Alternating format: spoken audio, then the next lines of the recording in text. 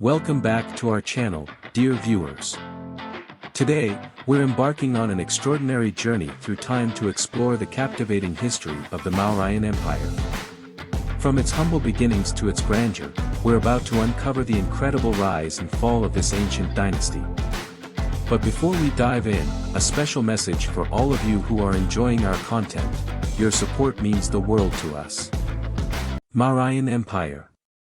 The Mauryan Empire was established in 322 BC by the great king Chandragupta Maurya. The era of the Mauryas is a milestone throughout the entire existence of ancient India. The Mauryan Empire was broad and the most powerful in the realm of Old Indian history in the ruling from 322 BC to 185 BC. The Mauryan Empire was not just about the vast extension of its geographical territories. It gave the Indian subcontinent a strong centrally controlled administration. During this period, even trade, commerce, and agriculture flourished. This led to overall economic development in the region. Mauryan Empire, origin. Before the Mauryan Empire was founded, a major part of the Indian subcontinent was under the rule of the Nanda dynasty. The capital of the Nanda Empire was Pataliputra in the Magadh region. People in the Nanda kingdom were unhappy with the oppressive tactics used by its ruler Dhanananda. Kautilya, also known as Chanakya or Vishnugupta, had an old enmity with the Nanda dynasty. He had mentored Chandragupta Maurya since his young days and had trained him to develop his administrative skills, governing skills as well as military skills. On the advice of Chanakya, Chandragupta Maurya started preparations of gathering troops and resources for the battle to attack Magadh. Chandragupta Maurya planned a unique strategy to conquer the Nanda Empire. On one hand, he kept the soldiers of Dhanananda busy on the battlefield fighting with his forces. On the other hand, he conspired with the corrupt military generals within the Nanda kingdom to initiate a civil war. In this commotion, the heir to the throne of the Nanda Empire died. The reigning king Dhanananda was heartbroken by this incident and decided to step down. Then he handed over his powers to Chandragupta Maurya. Thus, the rule of the Nanda dynasty came to an end and the Mauryan Empire was founded in the year 322 BC. Mauryan Empire, expansion phase. After establishing the Mauryan Empire in Pataliputra, Chandragupta Maurya took up the task of geographical extension of its territory. He focused on expansion of its northwest frontiers in between 317 to 316 BCE. First, he took control over those Greek satraps which were left behind by Alexander. When Alexander died, Chandragupta Maurya forced Alexander's army to move away from the west bank of the Indus River. Thus, entire northwest India came under the control of the Mauryan Empire.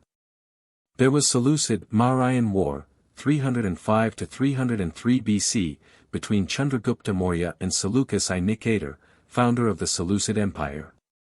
At the end of a 2-year-long war, Chandragupta acquired the territory of the Indus Valley region and part of Afghanistan. The Mauryan Empire was ruled by Chandragupta's son Bindusara during the period of 298 to 269 BC. Bindusara focused on the southern parts of India and had annexed the territory in the Deccan region. Bindusara's son was Ashoka, who is considered the greatest ruler of the Mauryan Empire. The Mauryan Empire reached its highest glory under his reign between 269 and 232 BC. He continued with the expansion of the Mauryan Empire. His greatest achievement was defeating the Kalingas in the deadly Kalinga War fought in 262 to 261 BC. Thus, Kalinga, which was located on the east coast of India, came under the Mauryan Empire. Mauryan Empire decline, causes. Ashoka was devastated to see the huge loss of lives during the Kalinga War and decided to put an end to all expansion campaigns. Later, he embraced Buddhism and started spreading messages of peace and non-violence. The Mauryan Empire began to decline after the death of Ashoka. There were constant internal conflicts on who would rule the Mauryan Empire next. Moreover, certain policy matters adopted by Ashoka weakened the Mauryan Empire and led to its downfall. Those policies were highly centralized administration, total apathy towards war and violence. Neglect of the northwest frontier led to several attempts of invasion from outside. Suppressive action over the provinces. Local provincial leaders were unhappy as they were not given sufficient power. When the central rule became weak, they started revolting. The last king of the Mauryan Dynasty was Brihadratha, who was unfortunately killed by his own commander-in-chief Pushyamitra. The Mauryan Empire declined in 185 BC. Later, Pushyamitra established the Shunga dynasty and mostly ruled in the central part of India. Mauryan sources. There are two authentic sources from which we have learned about the history of the Mauryan Empire. These are literary evidences. A. The Arthashastra by Kautilya. As we know, Kautilya or Chanakya was Chandragupta's mentor and advisor. This book has detailed information on administrative functions and state policies of the Mauryan Empire during Chandragupta's time. B. Indica by Megasthenes. The author of this book, Megasthenes, shared a good relationship with Chandragupta. Actually, he was a Greek ambassador but was impressed with the administrative functions of the Mauryas which he mentioned in his book. C. The Puranas. In Vishnu Purana, it is mentioned that the Nanda dynasty was destroyed by Chandragupta. D. Buddhist literature. Texts on Buddhism like Jatakas, Daiganikaya and Sumangala Vilasini provide sufficient information about the history of the Mauryan Empire. E. Jain literature. The Jaina Parishishta Parvan was written by Hemchandra describing details of various aspects of Chandragupta's life including his embrace of Jainism. Jaina Kalpasutra by Acharya Bhadrabahu captured the Mauryan history. Archaeological sources. A. The archaeological remains of the Mauryan palace in Patliputra were found in Kumrahar, present-day Patna. B. The structural remains excavated in Kaushambi provide evidence of the robust defense system of the Mauryas. C. There are other prominent sites where archaeological remains were found are Taxila, Mathura, and Baida.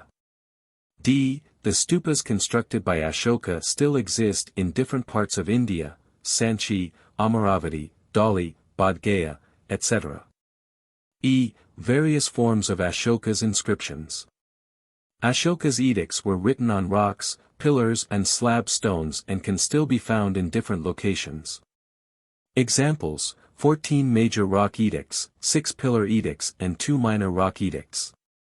Chandragupta, also spelled Chandragupta, also called Chandragupta Maurya or Maurya, died c. 297 BCE, Shravanbelagala, India, founder of the Mauryan Dynasty, reigned c. 321 c. 297 BCE, and the first emperor to unify most of India under one administration. He is credited with saving the country from maladministration and freeing it from foreign domination. He later fasted to death in sorrow for his famine-stricken people. Chandragupta was born into a family left destitute by the death of his father, chief of the migrant Mauryas, in a border fray. His maternal uncles left him with a cowherd who brought him up as his own son.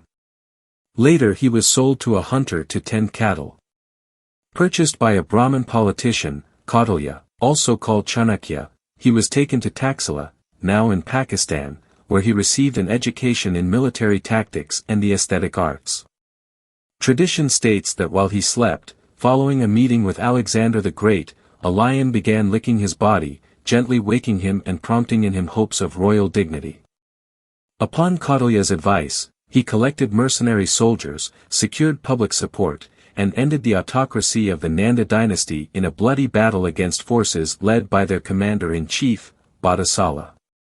Ascending the throne of the Magadha kingdom, in present-day Bihar state, about 325 BCE, Chandragupta destroyed the sources of Nanda power and eliminated opponents through well-planned administrative schemes that included an effective secret service. When Alexander died in 323, his last two representatives in India returned home, leaving Chandragupta to win the Punjab region about 322. The following year, as Emperor of Magadha and ruler of the Punjab, he began the Mauryan Dynasty. Expanding his empire to the borders of Persia, in 305 he defeated an invasion by Seleucus I Nicator, a Greek contender for control of Alexander's Asian empire. Ranging from the Himalayas and the Kabul River Valley, in present-day Afghanistan, in the north and west to the Vindhya Range in the south, Chandragupta's Indian empire was one of history's most extensive. Its continuation for at least 2 generations is attributable in part to his establishment of an excellent administration patterned on that of the Persian Achaemenid dynasty, 559 to 330 BCE, and after Kautilya's text on politics, Arthashastra, the science of material gain. Chandragupta's son, Bindusara, continued to expand the empire to the south.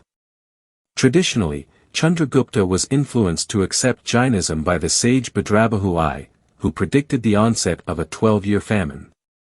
When the famine came, Chandragupta made efforts to counter it, but, dejected by the tragic conditions prevailing, he left to spend his last days in the service of Bhadrabahu at Shravanabelagala, a famous religious site in southwestern India, where Chandragupta fasted to death. Chanakya. Indian statesman and philosopher. Chanakya, also called Kautilya or Vishnugupta, flourished 300 BCE, Hindu statesman and philosopher who wrote a classic treatise on polity, Arthashastra, the science of material gain, a compilation of almost everything that had been written in India up to his time regarding artha, property, economics, or material success. He was born into a Brahmin family and received his education at Taxila, now in Pakistan. He is known to have had a knowledge of medicine and astrology, and it is believed he was familiar with elements of Greek and Persian learning introduced into India by Zoroastrians. Some authorities believe he was a Zoroastrian or at least was strongly influenced by that religion. Chanakya became a counselor and advisor to Chandragupta, reigned c. 321 c. 297, founder of the Mauryan Empire of northern India, but lived by himself. He was instrumental in helping Chandragupta overthrow the powerful Nanda dynasty at Pataliputra, in the Magadha region. Chanakya's book came to be Chandragupta's guide. Each of its 15 sections deals with a phase of government, which Chanakya sums up as the science of punishment. He openly advises the development of an elaborate spy system reaching into all levels of society and encourages political and secret assassination. Lost for centuries, the book was discovered in 1905. Compared by many to Italian statesman and writer Niccolò Machiavelli and by others to Aristotle and Plato, Chanakya is alternately condemned for his ruthlessness and trickery and praised for his sound political wisdom and knowledge of human nature. All authorities agree, however, that it was mainly because of Chanakya that the Mauryan Empire under Chandragupta and later under Ashoka, reigned c. 265 c. 238, became a model of efficient government. Ashoka. Ashoka, also spelled Asoka, died 238 BCE, India, last major emperor of the Mauryan Dynasty of India. His vigorous patronage of Buddhism during his reign, c. 265 to 238 BCE, also given as c. 273 to 232 BCE, furthered the expansion of that religion throughout India. Following his successful but bloody conquest of the Kalinga country on the east coast, Ashoka renounced armed conquest and adopted a policy that he called conquest by Dharma, i.e., by principles of right life. In order to gain wide publicity for his teachings and his work, Ashoka made them known by means of oral announcements and by engravings on rocks and pillars at suitable sites. These inscriptions, the rock edicts and pillar edicts, example, the lion capital of the pillar found at Sarnath, which has become India's national emblem, mostly dated in various years of his reign, contain statements regarding his thoughts and actions and provide information on his life and acts. His utterances rang of frankness and sincerity. According to his own accounts, Ashoka conquered the Kalinga country, modern Orissa state, in the 8th year of his reign. The sufferings that the war inflicted on the defeated people moved him to such remorse that he renounced armed conquests. It was at this time that he came in touch with Buddhism and adopted it. Under its influence and prompted by his own dynamic temperament, he resolved to live according to, and preach the Dharma and to serve his subjects and all humanity. Ashoka repeatedly declared that he understood Dharma to be the energetic practice of the socio-moral virtues of honesty, truthfulness, compassion, mercifulness, benevolence, non-violence, considerate behavior toward all, little sin and many good deeds, non-extravagance, non-acquisitiveness, and non-injury to animals. He spoke of no particular mode of religious creed or worship, nor of any philosophical doctrines.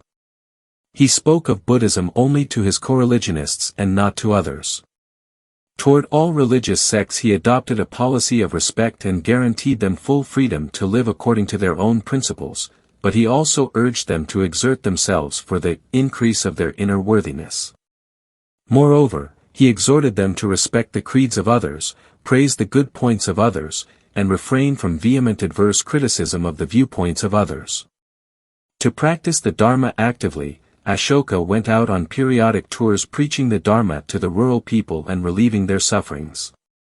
He ordered his high officials to do the same. In addition to attending to their normal duties, he exhorted administrative officers to be constantly aware of the joys and sorrows of the common folk and to be prompt and impartial in dispensing justice.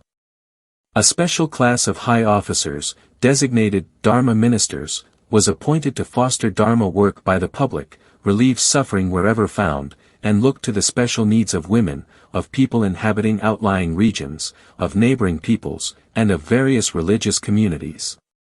It was ordered that matters concerning public welfare were to be reported to him at all times. The only glory he sought, he said, was for having led his people along the path of Dharma. No doubts are left in the minds of readers of his inscriptions regarding his earnest zeal for serving his subjects. More success was attained in his work, he said, by reasoning with people than by issuing commands. Among his works of public utility were the founding of hospitals for people and animals, the planting of roadside trees and groves, the digging of wells, and the construction of watering sheds and rest houses. Orders were also issued for curbing public laxities and preventing cruelty to animals. With the death of Ashoka, the Mauryan Empire disintegrated and his work was discontinued. His memory survives for what he attempted to achieve and the high ideals he held before himself. Most enduring were Ashoka's services to Buddhism. He built a number of stupas, commemorative burial mounds, and monasteries and erected pillars on which he inscribed his understanding of religious doctrines. He took strong measures to suppress schisms within the Sangha, the Buddhist religious community, and prescribed a course of scriptural studies for adherents. The Sinhalese chronicle Mahavamsa says that when the order decided to send preaching missions abroad, Ashoka helped them enthusiastically and sent his own son and daughter as missionaries to Sri Lanka. It is as a result of Ashoka's patronage that Buddhism, which until then was a small sect confined to particular localities, spread throughout India and subsequently beyond the frontiers of the country. A sample quotation that illustrates the spirit that guided Ashoka is, "All men are my children. As for my own children, I desire that they may be provided with all the welfare and happiness of this world and of the next, so do I desire for all men as well." And there you have it, an awe-inspiring glimpse into the rise and fall of the Mauryan Empire. If you found this journey through history as fascinating as we did, don't forget to like and share this video. Your support encourages us to continue bringing you more enthralling content.